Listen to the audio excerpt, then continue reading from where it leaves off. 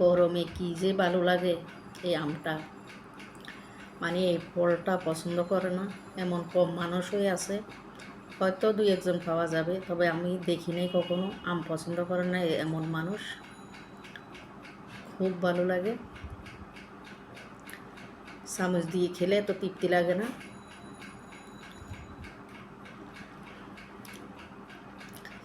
ছোটোবেলায় এইভাবে কামড়িয়ে কামড়িয়ে খেতাম, এভাবে কামড়িয়ে কামড়িয়ে খেতে আসলে অনেক ভালো লাগে।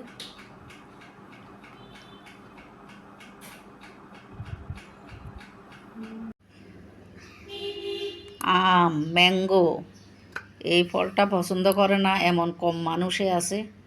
বাচ্চা থেকে বড় সবাই এই ফলটা পছন্দ করে, এমনকি খাওয়ার জন্য কাড়াকাড়ি করে কার আগে কে খাবে।